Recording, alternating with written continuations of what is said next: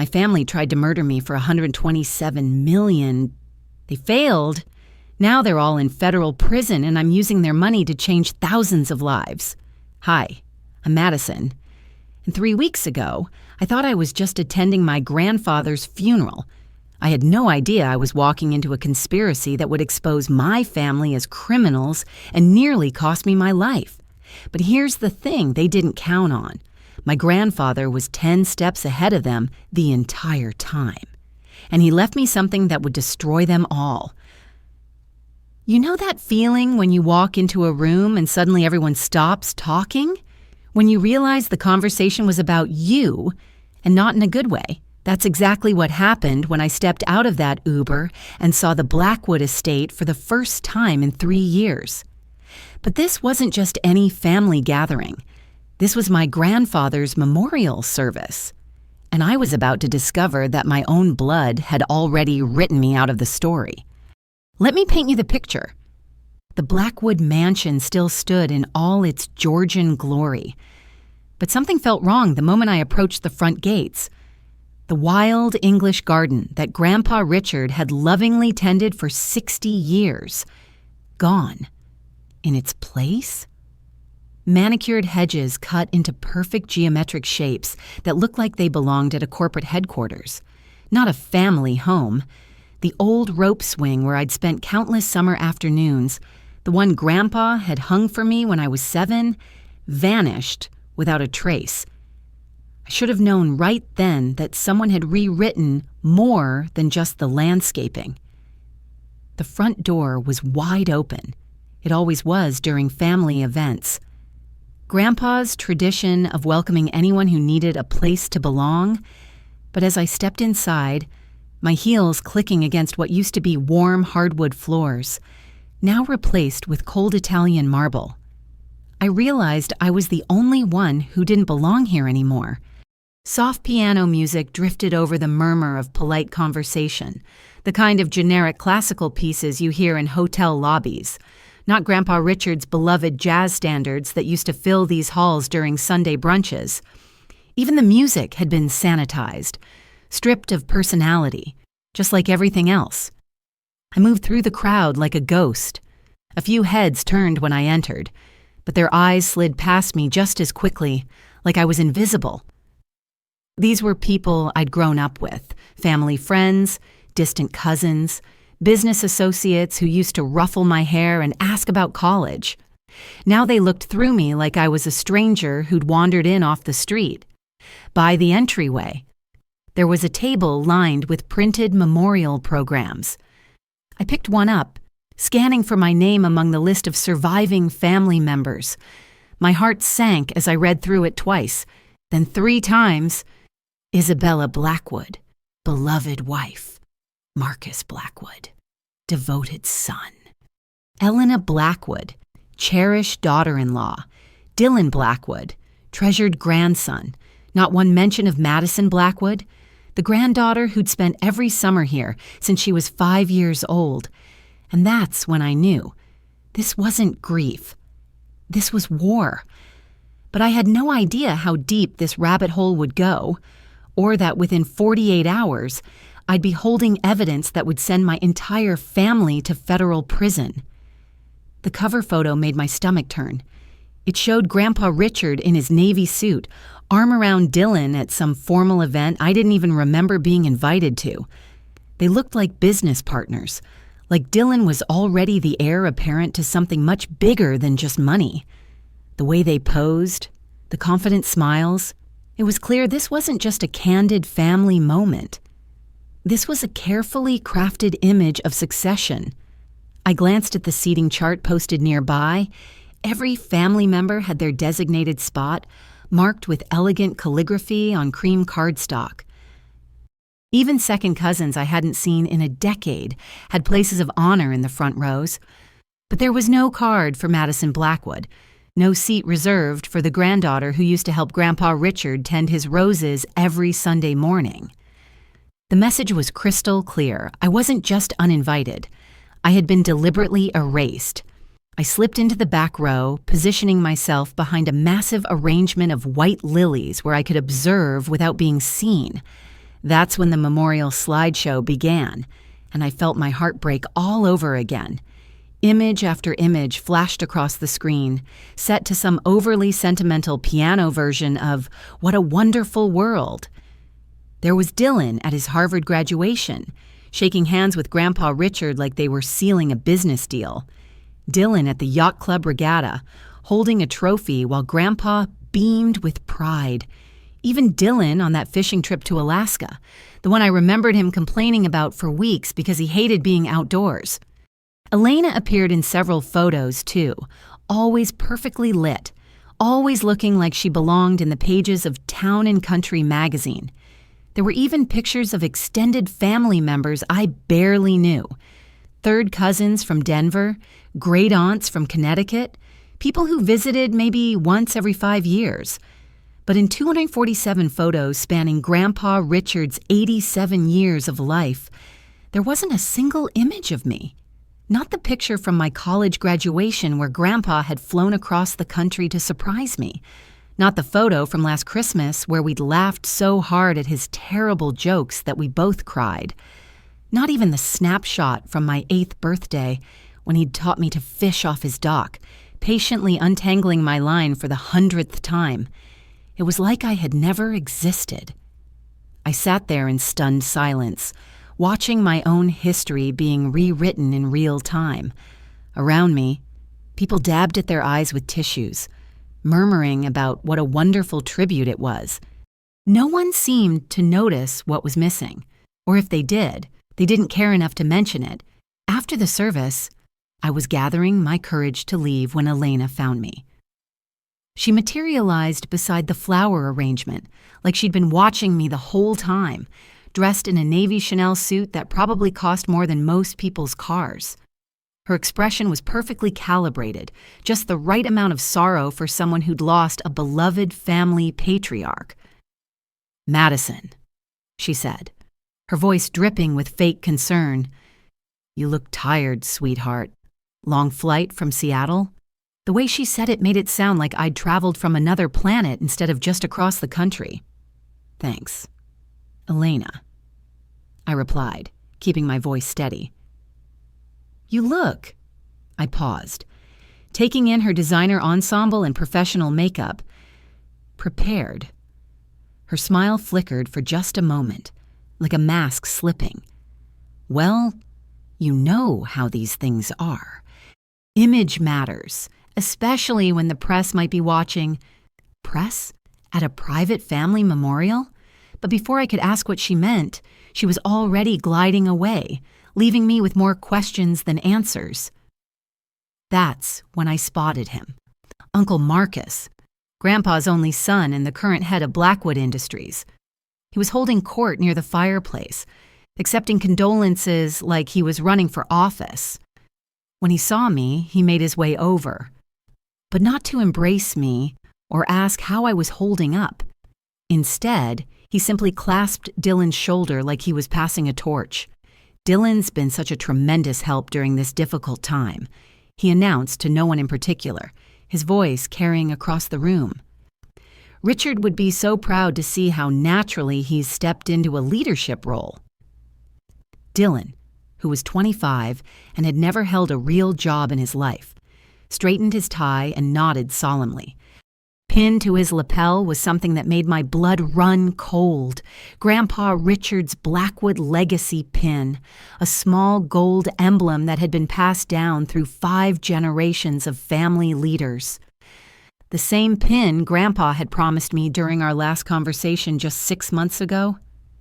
"This will be yours someday, Madison," he'd said, holding it up to catch the light. "When you're ready to carry on what we've built here."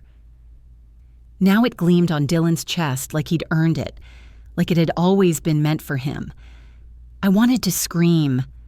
I wanted to march over there and rip it off his jacket and tell everyone the truth about what Grandpa Richard had really wanted. But something held me back. Call it intuition. Call it survival instinct. Instead, I filed that image away in my memory, along with all the other evidence that something much bigger was happening here. As I made my way toward the exit, I caught fragments of whispered conversations that chilled me to the bone. I heard she wasn't even invited to the will reading tomorrow, one cousin murmured to another. Well, it's not like she was ever really part of the business side of things, came the reply. Some people just aren't built for this kind of responsibility. I paused near the grand staircase, pretending to admire a painting while my ears strained to catch more. The transition should be seamless now. A voice I didn't recognize was saying, "No complications, no competing interests, just clean succession." Competing interests, that's what I was to them. Not family, not someone grieving the loss of the most important person in my life. Just a complication to be managed. But then, from across the room, I caught someone's eye. Rosa, the housekeeper who'd been with the family for over 30 years. She was arranging flowers near the window, but when our gazes met, she gave me the smallest nod. It was barely perceptible, just a tiny acknowledgement. But it anchored me in that moment when I felt like I was drowning. Rosa had seen me grow up. She knew how much time I'd spent here, how close Grandpa Richard and I had been. And unlike everyone else in that room, she wasn't pretending I didn't matter. As I finally made it to the front door, my phone buzzed with a notification. An email from Blackwood and Associates, the family law firm. The subject line made my heart stop. Will reading invitation list. Final confirmation. I clicked it open right there on the front steps, not caring who might see me. The list was short, maybe a dozen names total. Marcus Blackwood, Elena Blackwood, Dylan Blackwood. Even some cousins I barely knew were included, but Madison Blackwood was nowhere to be found. They had officially, legally, completely excluded me from my own grandfather's final wishes. I sat in my rental car for 20 minutes after that, hands shaking as I scrolled through my phone. That's when I found it, the voicemail Grandpa Richard had left me 6 months ago, the one I'd saved because I loved hearing his voice. I'd probably listened to it 100 times since he died, but suddenly it felt like a lifeline. "Madison, sweetheart."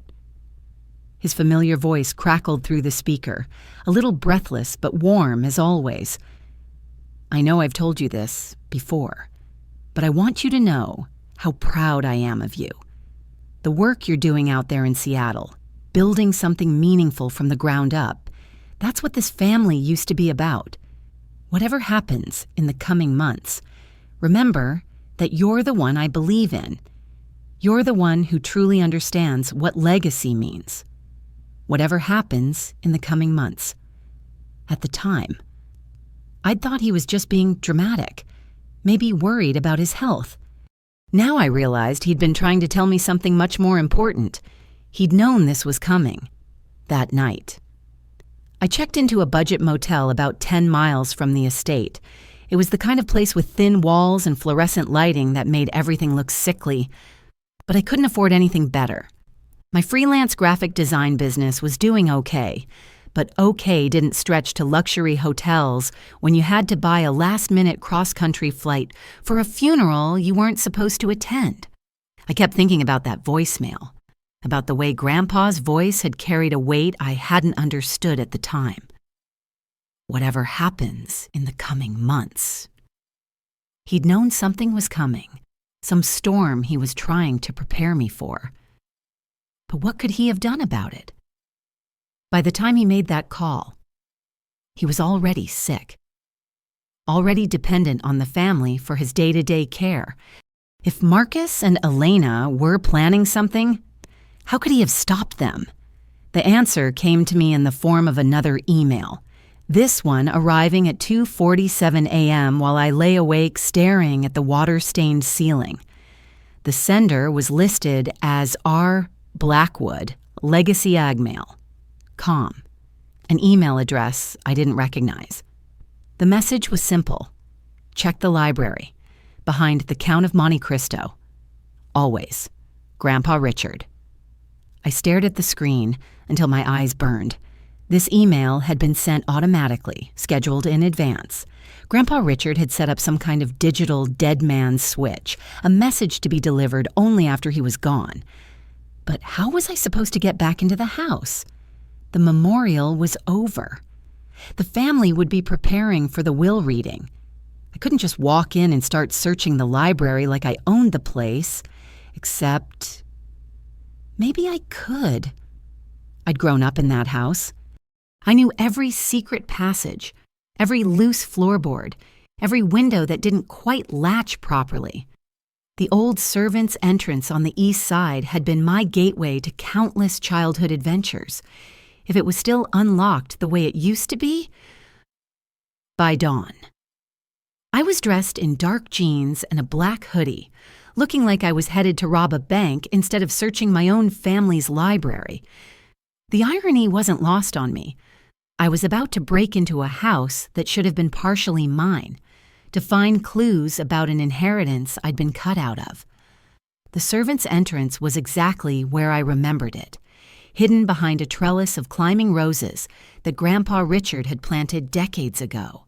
My grandmother had complained that they were too wild, too unruly for such a formal house. But Grandpa loved them precisely because they couldn't be tamed. The door was unlocked. Of course it was. Rosa still used this entrance for her early morning rounds, and she'd always been terrible about remembering to secure it afterward. Some things never changed. I slipped inside, my heart pounding so loud I was sure it would wake the entire house. But the mansion was silent except for the soft ticking of the grandfather clock in the hallway and the distant hum of the central air system. The library was exactly as I remembered it. Floor-to-ceiling bookshelves lined with leather-bound volumes, the scent of old paper and pipe tobacco that no amount of cleaning could ever quite eliminate. Grandpa Richard's reading chair still sat by the window, perfectly positioned to catch the morning light. I found the Count of Monte Cristo on the third shelf, slightly off-center, just like Grandpa always left his books after reading them. When I pulled it out, my fingers brushed against something unexpected, an envelope wedged between the wall and the back of the shelf. Inside was a hand-drawn map, annotated in Grandpa Richard's distinctive handwriting. It showed the Riverside Development Project, a 500-acre tract of waterfront land that Blackwood Industries had been planning to develop for years. But instead of the luxury condos and private marina that I'd heard Dylan talking about at family dinners, this map showed something completely different. Community housing, a public park with walking trails, an art center and library, even a small organic farm with space for local vendors to sell their produce. Every corner of the property had been carefully planned, not for maximum profit, but for maximum community benefit. At the bottom of the map, in Grandpa's shaky handwriting, was a note: "The land belongs to the people, not the profits. MD will understand. MD, Madison Me." I sank into the leather reading chair, the map trembling in my hands. This wasn't just about money or business succession. This was about two completely different visions for what the Blackwood legacy should be. Dylan and Marcus wanted to liquidate everything for quick cash, but Grandpa Richard had dreamed of something that would actually matter to the community he'd called home for almost 9 decades. That's when I noticed something else wrong with the room. On the wall behind the desk hung a collection of family photographs, the kind of formal portraits that get updated every few years. I remembered this particular photo clearly. It had been taken on Grandpa Richard's 85th birthday, just 2 years ago. The whole family had been there, dressed up for a professional shoot. I remembered standing between Grandpa and Elena, his hand resting proudly on my shoulder as the photographer counted down. I'd worn my favorite navy dress, the one that brought out my eyes. But in the photo, hanging on the wall now, I wasn't there. The composition looked natural to anyone who didn't know the original, but I could see exactly where I'd been edited out. The space between Grandpa and Elena had been seamlessly closed, their poses adjusted to look like they'd always been standing that way. It was professional work, expensive work, the kind of detailed photo manipulation that costs thousands of dollars and takes days to complete. They weren't just trying to erase me from the future. They were rewriting the past. My hands were shaking now, but not from fear, from anger, from a cold, calculated rage that I'd never felt before in my life. How dare they? How dare they take a man's death as an opportunity to steal not just his money, but his actual memories? I walked to the other side of the library, where Grandpa Richard kept his desk. The bottom drawer had always stuck a little. You had to jiggle the handle just right to get it open. Inside, exactly where I remembered seeing them dozens of times, were his collection of USB drives. He'd been surprisingly tech-savvy for someone his age, always backing up important documents and family photos. "You never know when you might need a copy," he used to say. "Paper burns, but digital is forever." There it was, a small silver drive labeled simply, "For Madison's eyes only." I pocketed it immediately. But before I could leave, something else caught my attention. Taped to the underside of the desk drawer was another note, this one written in much shakier handwriting, like it had been left very recently. "If they cut you from the photos, it's because you were always the center of attention. The truth is in the drive, but more importantly, it's in your heart. Trust Rosa. Trust yourself. Don't let them make you disappear. All my love, Grandpa Richard." I had to bite my lip to keep from crying right there in the library. Even facing his own death, even knowing that his family was plotting against me, he'd found a way to reach out across time and remind me who I was. But I couldn't break down now. I had work to do. I thought finding that USB drive was the end of my investigation. I was wrong. It was just the beginning of uncovering the most elaborate family fraud in Charleston history. What I was about to discover would make Watergate look like a misunderstanding. I made it back to my motel room without being seen, my heart still racing from the adrenaline of the break-in. The USB drive felt like it weighed 1,000 pounds in my pocket, full of secrets that could change everything. My laptop was an old model, nothing fancy, but it could read the drive. I plugged it in and waited for the files to load, my palms sweating as folders began to appear on the screen. I thought I'd found the smoking gun. Oh, I had no idea it was just the tip of the iceberg. What I discovered next would change everything I thought I knew about my family and reveal a conspiracy so massive that it would make national headlines. What I found on that drive didn't just change my life. It revealed a conspiracy so massive, so calculated, that it would land my entire family in federal prison. And the most shocking part? They had been planning to kill me if their legal theft didn't work.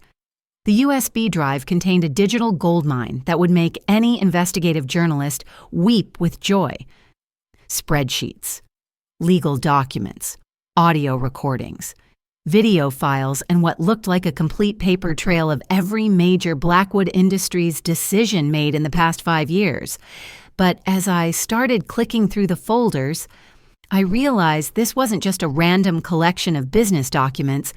This was evidence. Carefully compiled, meticulously organized evidence of a conspiracy that went far deeper than I'd ever imagined. The first folder was labeled Property Transfers, confidential, and contained dozens of legal documents bearing Grandpa Richard's signature. But these weren't the flashy transactions that made it into the business journals. These were quiet moves, strategic repositioning of assets that had been happening for over 2 years before his death. The Riverside waterfront property, all 500 acres worth an estimated $84 million, had been transferred into something called the Madison Community Trust, exactly 127 days before Grandpa Richard passed away. The document was signed, notarized, and filed with the county clerk's office. According to the paperwork, I wasn't just an heir to this land. I was the sole beneficiary and decision maker for how it would be used, but that was just the beginning. The downtown Blackwood building, a 40-story glass tower that generated over $15 million in rental income annually, had been quietly moved into the same trust. So had the original Blackwood mansion and its 47 acres of grounds. Even the family's collection of vintage cars and rare artwork had been transferred to my name through a series of legal maneuvers that would have impressed a team of Wall Street lawyers. I stared at the numbers until my eyes crossed. Grandpa Richard hadn't just left me a portion of his wealth. He'd restructured the entire family fortune to ensure that I would inherit the vast majority of everything he'd built over 8 decades. The will that would be read tomorrow? It was essentially a decoy, designed to give the family small bequests and business interests while the real assets had already been moved beyond their reach. But if this was all legal and above board, why was I finding out about it from a secret USB drive hidden in a library book? Why wasn't I sitting in that law office tomorrow, listening to my name being read as the primary beneficiary? The answer was in the next folder, Opposition Research Family. My stomach dropped as I opened files with names I recognized. Marcus, Elena, Dylan, even some extended family members I barely knew. Grandpa Richard had been investigating his own relatives, documenting their financial dealings, their business relationships, their private communications. What he'd found was a pattern of deception that stretched back years. Marcus had been systematically draining company funds through a network of shell corporations, disguising what amounted to embezzlement as consulting fees and business development costs. The total? Exactly $23.7 million diverted from Blackwood Industries into his personal accounts over the past 4 years. Elena had been even more creative. She'd used her position on the company's charitable foundation board to funnel money to organizations that existed only on paper, organizations that she secretly controlled. The Foundation for Riverside Development, the Blackwood Community Outreach Initiative, the Heritage Preservation Society, all fake charities that had received millions in tax-deductible donations that somehow ended up in offshore accounts linked to Elena's maiden name. But Dylan was the real surprise. My seemingly lazy, entitled cousin had been far busier than anyone realized. He'd been secretly negotiating with real estate developers to sell the Riverside property for luxury condos, promising them inside access to zoning changes and environmental permits. The proposed sale price? $127 million, nearly $50 million more than the property's official appraisal. The developers had already paid him a $5 million consultation fee for his help, money that was currently sitting in a Cayman Islands account that Dylan apparently thought no one knew about. Grandpa Richard had known about all of it. Every fraudulent transaction, every fake charity, every backdoor deal. Well, he'd been watching his own family steal from him for years, documenting everything while they thought he was just a sick old man who'd lost track of the business. But the most damning evidence was in a folder labeled The Plan Audio Evidence. I clicked on the first file, and Elena's voice filled my cheap motel room through my laptop speakers. The recording was crystal clear, obviously made with professional equipment. "The old man's getting worse," she was saying. "Dr. Morrison thinks we have maybe 6 months before he's completely incapacitated. We need to move fast." Marcus's voice responded. "The beauty of this approach is that it's completely legal. Once he's declared mentally incompetent, Dylan becomes his legal guardian and can make all the financial decisions. We just need to make sure Madison is completely out of the picture by then." "She's already isolated," Dylan chimed in, sounding far more confident and calculating than I'd ever heard him. "She lives across the country, barely visits, has no real relationship with the business side of things. As far as anyone knows, she's just a distant granddaughter who wasn't really involved in his life." My blood ran cold. This recording was dated 8 months ago, while Grandpa Richard was still relatively healthy and mentally sharp. They'd been planning this for almost a year, waiting for him to become weak enough that they could take control, but the next recording made me actually gasp out loud. "We'll need to be careful about the memorial service," Elena's voice continued. "Make sure the narrative is consistent." Richard was closest to Dylan, saw him as the natural successor. Madison was always the black sheep. He's more interested in her little art projects than family responsibility. "The photo editing is almost finished," Marcus added. "We're removing her from all the family portraits in the house, and I've had the slideshow prepared without any images of her. By the time people attend the memorial, it'll seem natural that she wasn't really part of his life." They'd been planning to erase me from history before Grandpa Richard was even dead. I had to stop the recording and walk around the tiny motel room, my hands shaking with rage. These people, my family, they had been conspiring for months to steal not just money, but my entire relationship with the person I'd loved most in the world. But Grandpa Richard had been recording them the whole time. The next audio file was dated just 3 weeks before his death. His voice was weaker, more labored, but his mind was clearly sharp. "Madison, sweetheart, if you're listening to this, then they've tried to cut you out just like we knew they would. But here's what they don't understand. I've been 10 steps ahead of them for over 2 years now. Every asset that matters is already in your name, protected by legal structures they can't touch." He paused, and I could hear him struggling to catch his breath. "The Riverside property is the key to everything. They want to sell it to those developers for a quick profit, but that land was meant to serve the community. Your grandmother and I used to walk those trails every Sunday after church. We dreamed of turning it into something beautiful, something that would help families instead of just making rich people richer." Another pause, longer this time. "I know you're probably angry right now, hurt that your own family could be so cruel, but don't let that anger consume you, sweetheart. Channel it into something productive. Build the community center we talked about. Create those affordable housing units, show them what real legacy looks like." The recording continued for another 20 minutes, with Grandpa Richard explaining the legal structures he'd put in place, the backup plans he'd created, even the passwords to additional evidence stored in cloud servers. He'd thought of everything, but the most important information was saved for last. "There's one more thing. Madison, tomorrow, they're going to try to trick you into signing some papers. They'll disguise them as memorial paperwork or routine legal forms, but they're actually documents that would waive your right to contest the estate. Whatever you do, don't sign anything without reading every word.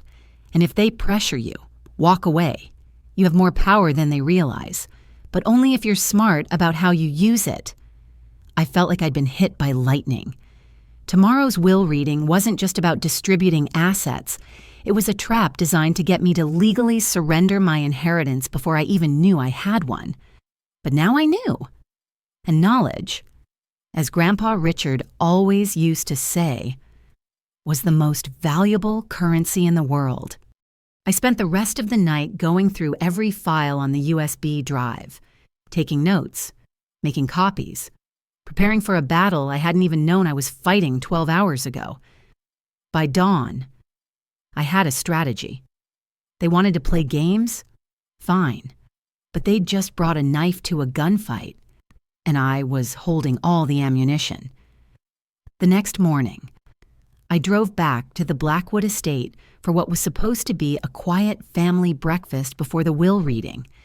I'd traded my jeans and hoodie for a sharp black blazer and heels. If I was going to war, I was going to look like I belonged in the boardroom. The dining room was already buzzing with conversation when I walked in. Marcus was holding court at the head of the table, explaining some complex business deal to a cousin I barely recognized. Elena was playing the perfect hostess, making sure everyone had fresh coffee and pastries from the expensive bakery downtown.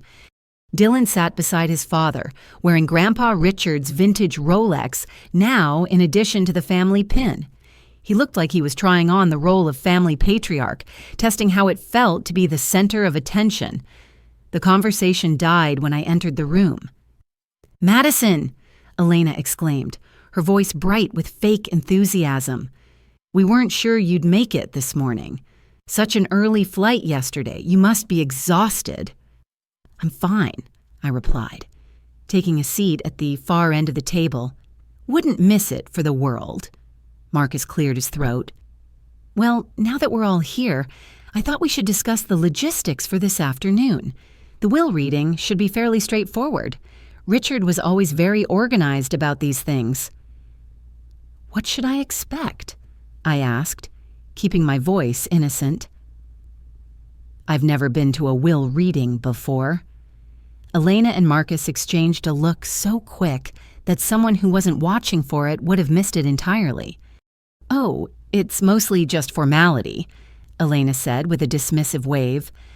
"Some charitable bequests, a few personal items distributed to family members. Nothing too complicated. And then there will be some paperwork to sign," Dylan added, trying to sound casual. "Just routine stuff, acknowledging that everything was handled properly." There it was. The trap Grandpa Richard had warned me about. "What kind of paperwork?" I pressed. "Standard estate documents," Marcus said firmly. "Nothing to worry about. The lawyers will explain everything when we get there." I nodded like this all made perfect sense, but inside I was celebrating. They were so confident in their plan that they weren't even trying to hide it anymore. They really thought I was just some naive art student who would sign whatever they put in front of me. After breakfast, I excused myself to freshen up before the reading. But really, I was meeting Rosa in the garden behind the kitchen. She'd been waiting by the old greenhouse, nervously clutching a manila envelope. "I wasn't sure if I should get involved," she said quietly, glancing around to make sure we weren't being overheard. "But Mr. Richard, he made me promise to give this to you if anything happened to him." The envelope contained another USB drive, this one labeled insurance policy, along with a handwritten note in Grandpa's familiar script. "Madison, if you're reading this, then Rosa has proven she's the only one in this family who can be trusted." This drive contains video recordings of Marcus, Elena, and Dylan discussing their plans. I had cameras installed in my study 6 months ago when I started getting suspicious. Everything they said, everything they planned, it's all here. Use it wisely. All my love, Grandpa Richard. Video evidence, not just audio recordings that could potentially be dismissed as fake, but actual video of my family conspiring to defraud me. Grandpa Richard really had thought of everything. "There's something else," Rosa whispered, pulling out a small key. "Mr. Richard's private safe, the one behind the painting in his bedroom. He changed the combination 3 months ago. The new code is your birthday. Month, day, year." She pressed the key into my hand. "Whatever's in there, he wanted you to have it." 20 minutes later, I was standing in Grandpa Richard's bedroom for the first time since he'd passed away.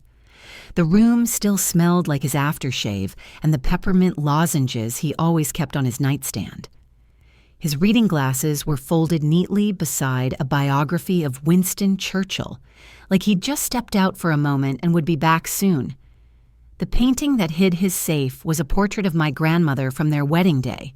She'd been beautiful, with kind eyes and a smile that reminded me of my own. I'd always wondered why Grandpa never remarried after she died. Now, looking at that painted face, I understood. How do you replace your soulmate? The safe opened easily once I entered my birthday, 05-17, 1998. Inside were stacks of documents, some jewelry that had belonged to my grandmother, and a leather journal I'd never seen before. The journal was filled with Grandpa Richard's handwriting, entries dating back over 2 years. As I flipped through the pages, I realized I was reading his private thoughts about the family, about the business, about me. March 15th. Madison called today to tell me about her new client, a nonprofit that helps homeless veterans. She sounded so excited, so passionate about making a difference. This is what I've been looking for in a successor. Someone who understands that wealth is meaningless unless it serves a purpose greater than itself. April 3rd. Overheard Marcus on the phone today discussing liquidation strategies for after I'm gone. He thinks I don't understand what he's really talking about, but I'm not as senile as he assumes. Time to accelerate my contingency plans. June 22nd. Dylan asked me again about changing my will to make him the primary beneficiary. When I suggested he might want to learn more about the business first, he laughed and said, "Why bother? I'll just hire people to run everything for me." The arrogance is breathtaking. September 8th. Madison visited today. We spent 3 hours walking through the Riverside property, talking about possibilities for community development. She has such vision, such genuine care for how our resources could help people. This is my real heir, not by blood alone, but by character. Page after page revealed Grandpa Richard's growing awareness of what his family was planning, balanced against his absolute certainty that I was the right person to carry on his true legacy. The final entry was dated just 1 week before his death. October 14th. The lawyers have confirmed that all the trust documents are properly filed and protected. Madison doesn't know it yet, but she's about to inherit the responsibility of preserving everything I've built. I pray she's strong enough to handle the fight that's coming. I believe she is. She has her grandmother's heart and her grandfather's stubbornness. She'll need both. I closed the journal and held it against my chest, feeling the weight of his faith in me. Grandpa Richard had spent the last 2 years of his life not just protecting his assets from theft, but preparing me to be worthy of the trust he was placing in me. The will reading was scheduled for 2 p.m. at the offices of Blackwood and Associates, the law firm that had handled the family's affairs for over 3 decades. I arrived 15 minutes early, carrying a briefcase that contained printed copies of every document, audio file, and video recording Grandpa Richard had left me. The conference room was exactly what you'd expect from a prestigious law firm. Polished mahogany table, leather chairs, law books lining the walls like expensive decoration. Marcus, Elena, and Dylan were already seated, looking like they were attending a coronation rather than a legal proceeding. The lead attorney, William Crawford, was a man in his 70s who'd known the family for decades. He looked tired, like this was just another routine estate to settle before his retirement.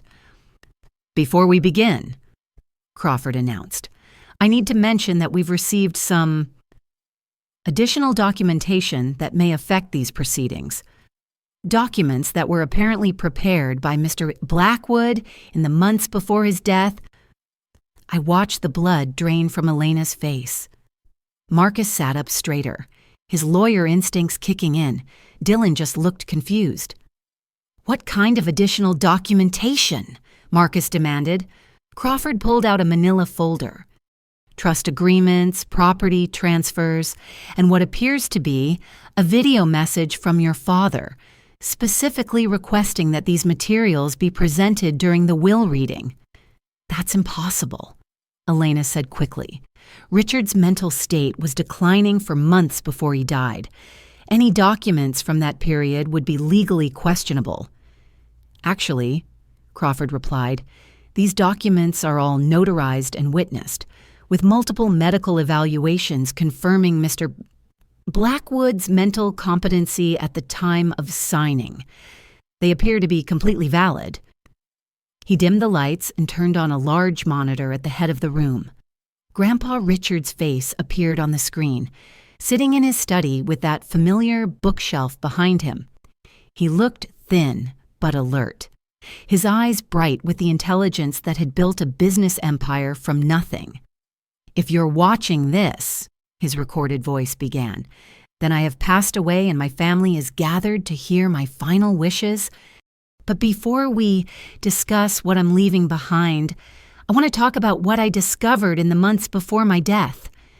The room was dead silent except for the quiet hum of the air conditioning.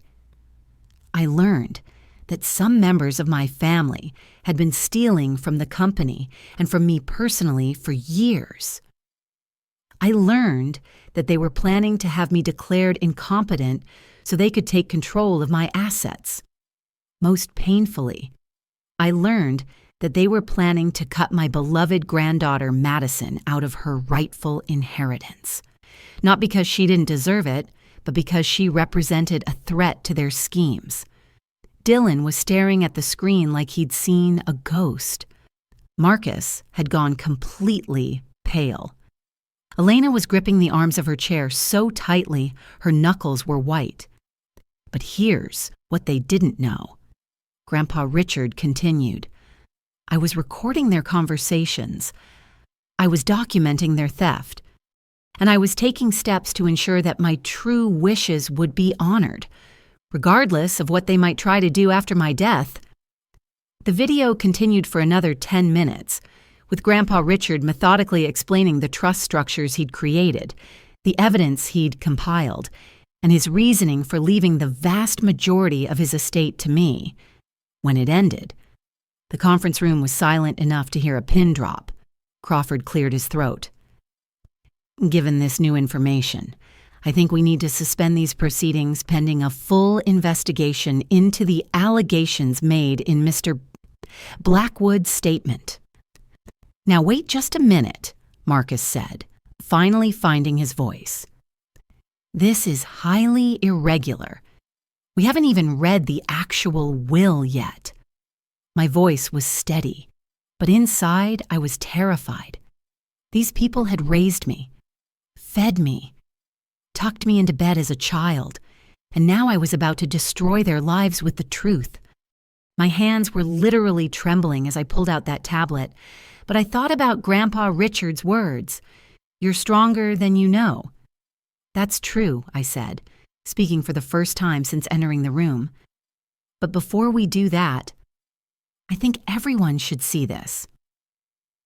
I opened my briefcase and pulled out a tablet computer.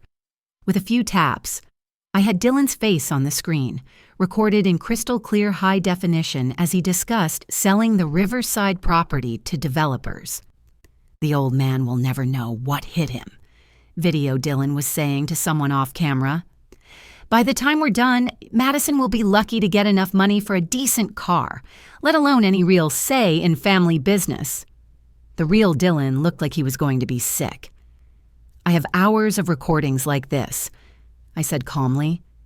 "Video and audio evidence of fraud, embezzlement, and conspiracy. I also have documentation of every illegal financial transaction, every fake charity, every offshore account."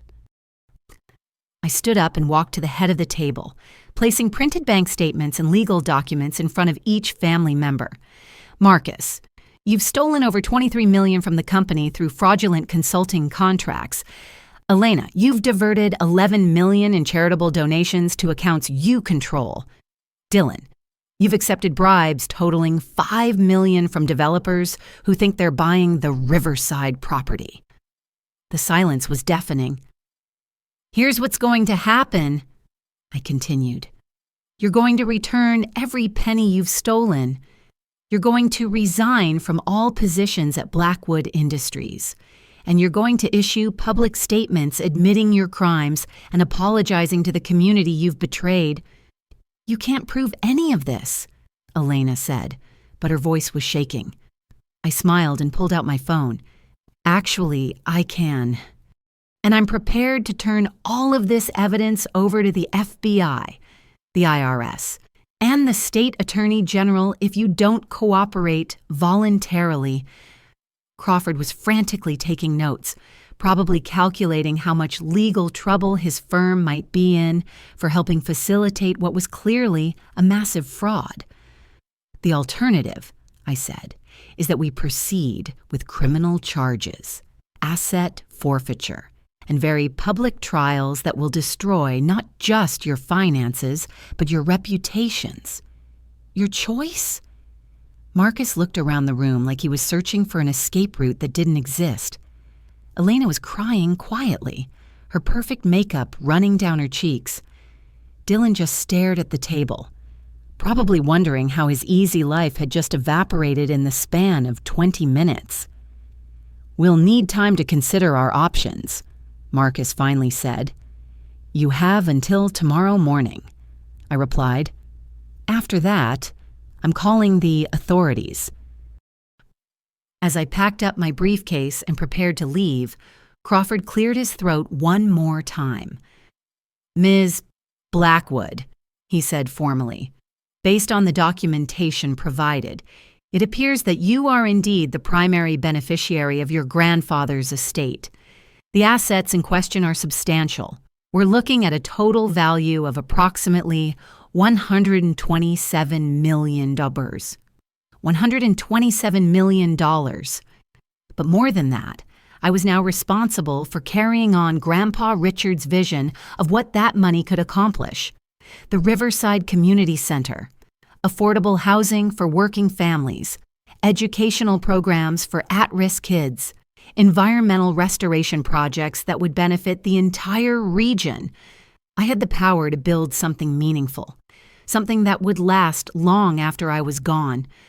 I walked out of that room holding $127 million in ironclad evidence of federal crimes. But what I didn't know was that my family had one final, desperate card to play. Within 12 hours, they'd launch a media war against me, hire private investigators to dig up dirt on my past, and even attempt to have me declared mentally unstable. The real battle was just beginning. The next 24 hours felt like living in the eye of a hurricane. I'd given my family until morning to decide whether they wanted to cooperate or face criminal prosecution, but I knew they wouldn't go down without a fight. People who had spent years perfecting the art of deception don't suddenly develop consciences overnight. I was right. At 6:47 a.m., my phone started buzzing with notifications. Text messages, missed calls, emails, all from numbers I didn't recognize. It took me a few minutes to realize what was happening. Someone had leaked my phone number to the press. The headlines were already appearing on local news websites. Blackwood family inheritance dispute turns ugly, and granddaughter claims elder abuse in $127 million estate battle. But the most damaging one came from the Charleston Business Journal. Madison Blackwood, estranged granddaughter or rightful heir. They were trying to control the narrative, painting me as a greedy outsider who was making false claims against a grieving family.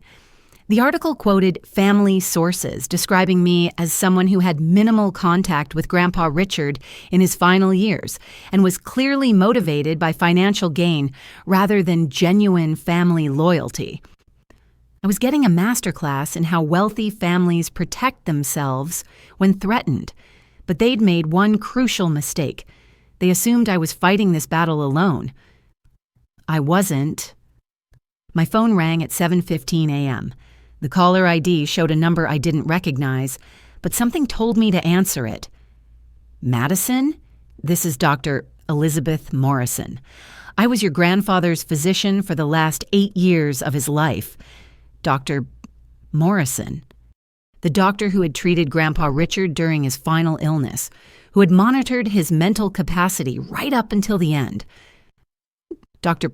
Morrison, I'm sorry, but if this is about medical records or patient confidentiality, it's not," she interrupted. "I'm calling because I saw the news reports this morning, and I can't stay silent anymore. Your grandfather asked me to contact you if anyone ever questioned his mental competency during the period when he was making changes to his estate planning." My heart started racing. What do you mean? I mean, I have documented medical evidence that Richard Blackwood was completely mentally competent until the day he died. More than that, I have recordings of conversations where your Uncle Marcus specifically asked me to declare your grandfather incompetent so the family could take control of his affairs. I nearly dropped the phone. You recorded those conversations? Your grandfather was worried about exactly this scenario. He asked me to document everything, and as his physician, I felt obligated to protect his interests. Marcus offered me $50,000 to falsify medical records claiming your grandfather had dementia. When I refused, he threatened to have me fired from Charleston General Hospital. This was bigger than I'd realized. The conspiracy wasn't just about stealing money. It was about medically kidnapping an elderly man to gain control of his fortune. Dr. Morrison, would you be willing to testify about this, officially? I already have. I contacted the state medical board yesterday afternoon after seeing the preliminary news reports. They're opening an investigation into medical fraud and elder abuse. I've also been in touch with the FBI's white-collar crime division. The FBI. This had just escalated from a family dispute to a federal investigation. There's something else. Dr. Morrison continued. Your grandfather left something with me for safekeeping. A sealed envelope with instructions to give it to you only if his family tried to challenge his mental capacity. Can you meet me at my office this afternoon? 2 hours later, I was sitting in Dr. Morrison's office, a modest space filled with medical journals and photos of her patients' grandchildren. She was a small woman in her 60s, with kind eyes and hands that shook slightly as she handed me the envelope. He was such a remarkable man, she said softly. Even when he was dying, he was more concerned about protecting you than about his own comfort. He said you were the only one who truly understood what he'd been trying to build his whole life. The envelope contained a single sheet of paper with Grandpa Richard's handwriting, shaky but still legible. My dearest Madison, if you're reading this, then my worst fears have come true, and my family has tried to destroy the legacy I've spent my life creating. But I want you to know something that I never had the chance to tell you while I was alive. You're not just my granddaughter by blood. You're my granddaughter by choice, by character, by everything that matters in this world. When your parents died in that car accident when you were 12, I didn't just take you in because it was my duty. I took you in because I saw something in you that reminded me of my own father, a man who built this company not to get rich, but to create jobs and opportunities for working families. You have that same spirit, that same understanding that wealth without purpose is just expensive emptiness. The money I'm leaving you isn't a gift. It's a responsibility. Use it to build the community center we dreamed about. Create those affordable housing projects. Start the scholarship fund for kids who wouldn't otherwise get a chance at college. Show the world what the Blackwood name really stands for. And remember, you're stronger than you know, braver than you feel, and more loved than you could ever imagine. Your grandmother and I will be watching over you, cheering you on as you change the world. All my love, always and forever. Grandpa Richard P.S. Check with Rosa about the rose garden. There's one more surprise waiting for you there. I was crying by the time I finished reading, but they weren't tears of sadness anymore. They were tears of determination. Grandpa Richard had believed in me even when I didn't believe in myself. Now it was time to prove that his faith hadn't been misplaced. My phone buzzed with another call. This time it was Rosa. Miss Madison, you need to come to the house right away. Something's happening. What do you mean something's happening? The police are here. And some men in suits with badges. They're searching Mr. Marcus's study. Armed with enough evidence to send my entire family to prison, I thought the hard part was over. But exposing the truth would prove to be just as dangerous as living with the lies. My family wasn't going down without a fight, and they had connections I'd never imagined. The FBI had moved faster than I'd expected. By the time I arrived at the Blackwood estate, there were 3 federal vehicles in the circular driveway and agents carrying boxes of documents out of the house. Marcus was standing on the front porch, his face gray with shock, while Elena sat in the back of a police car, presumably being questioned. Dylan was nowhere to be seen. Special Agent Sarah Chen approached me as I got out of my rental car. She was a woman about my age with sharp eyes and the kind of confidence that comes from bringing down white-collar criminals for a living. Ms. Blackwood? I'm Agent Chen, FBI Financial Crimes Division. We've been reviewing the evidence you provided to the Charleston police yesterday, and I have to say, your grandfather was remarkably thorough in documenting this conspiracy. Have you arrested anyone yet? We've taken Marcus and Elena into custody on preliminary charges of fraud and elder abuse. We're still looking for Dylan. Apparently, he tried to flee the country this morning. But we stopped his flight at Miami International. Dylan had tried to run. Somehow, that wasn't surprising. He'd always been a coward when faced with real consequences. What happens now? I asked. Now we build our case. The evidence your grandfather compiled is incredibly detailed, but we'll need additional testimony from witnesses, financial experts, and medical professionals. Dr. Morrison has already agreed to cooperate fully with our investigation. Agent Chen paused, studying my face. I have to ask, did you know about any of this before your grandfather died?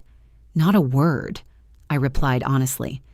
I thought I was just coming to a memorial service. I had no idea they'd been planning this for years. That might have saved your life, she said grimly. Based on some of the communications we've recovered, there were discussions about more permanent solutions to the Madison problem if legal methods didn't work. More permanent solutions? My own family had been discussing having me killed. I had to run to the motel bathroom and throw up. My own cousin, someone I'd shared Christmas mornings with, had just casually discussed having me killed like I was a pest to be exterminated.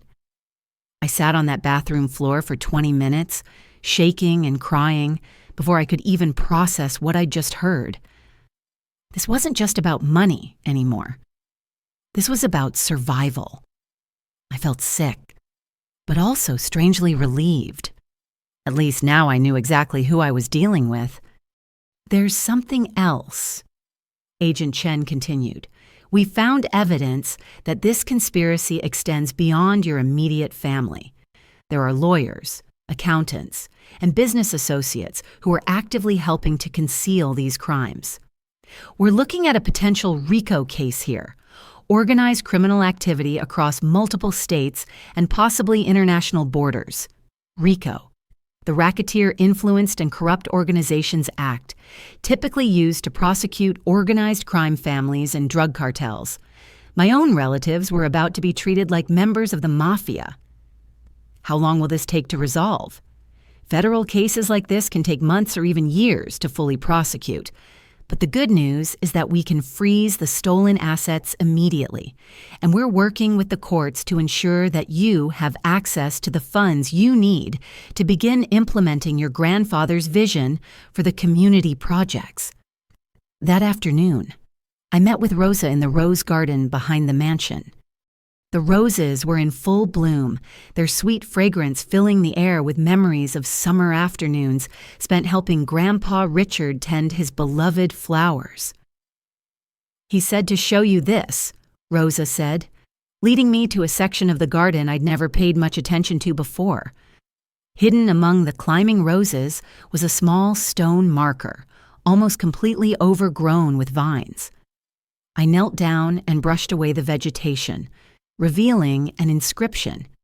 Here lies the heart of the Blackwood legacy. love, service, community.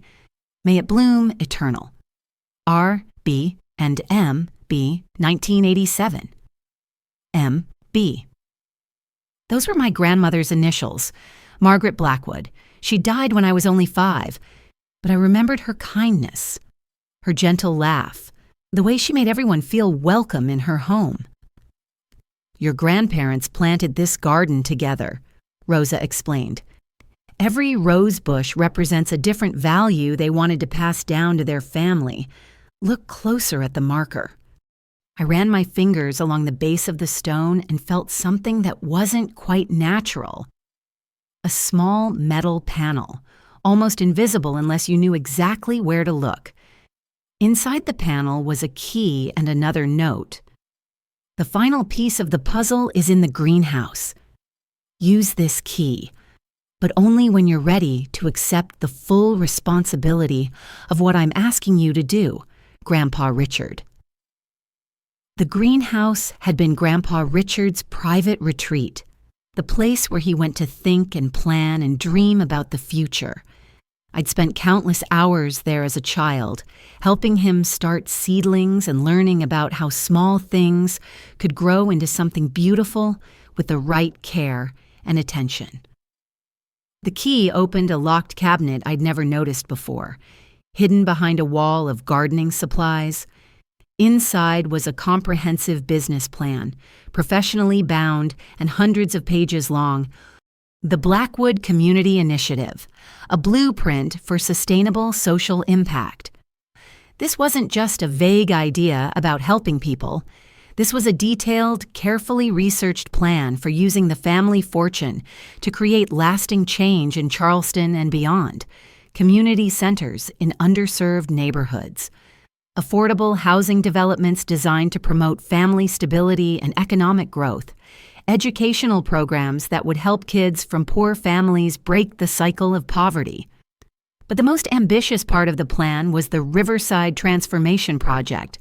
Instead of luxury condos for wealthy retirees, Grandpa Richard had envisioned a mixed-income community that would include affordable housing, small business incubators, public parks, and a technical college focused on green energy and sustainable agriculture.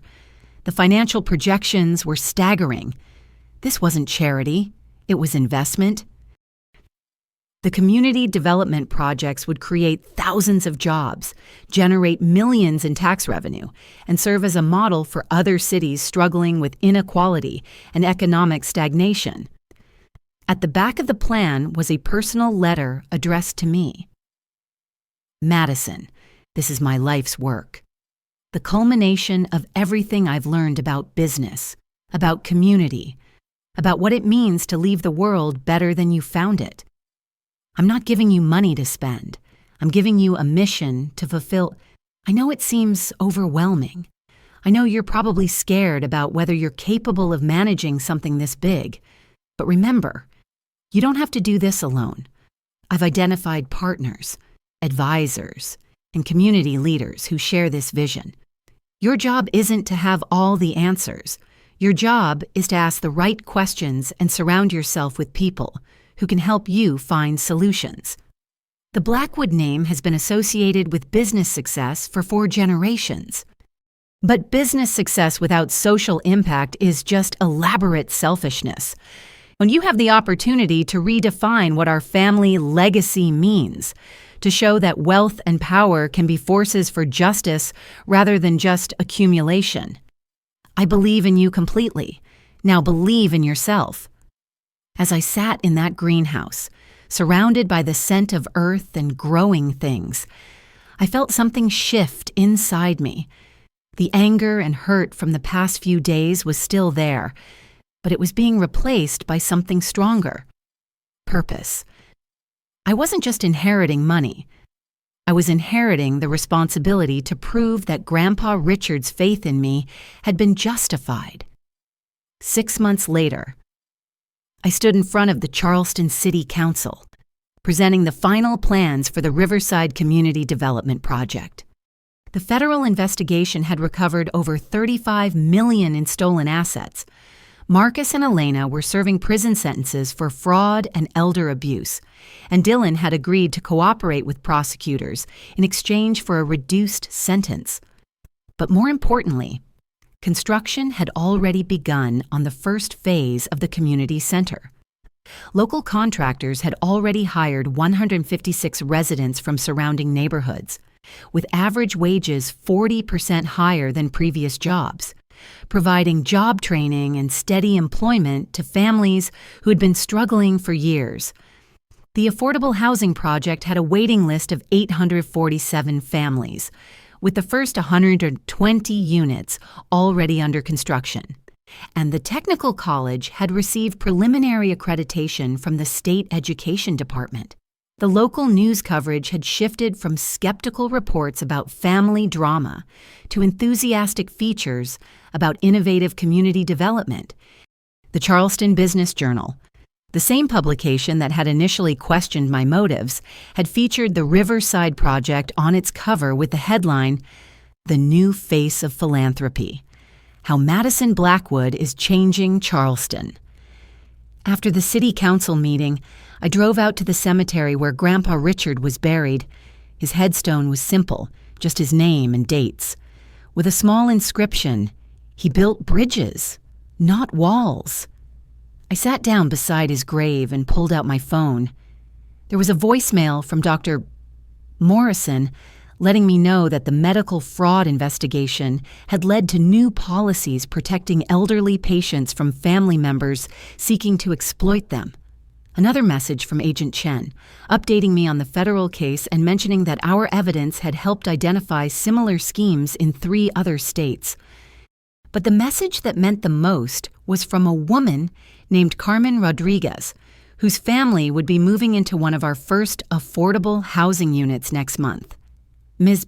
Blackwood," her voice said through the phone speaker, "I just wanted to thank you for giving my kids a chance to grow up in a safe neighborhood with good schools. My daughter Sophia is 8 years old, and she wants to be an engineer when she grows up. Because of what you're building. Maybe she actually can be." 2 weeks later, Sophia sent me a drawing she'd made of Miss Madison's magic houses, colorful buildings with solar panels and gardens where families could live safely. She'd written at the bottom, "Thank you for making dreams come true." That drawing is framed on my desk now, reminding me every day why this fight was worth it.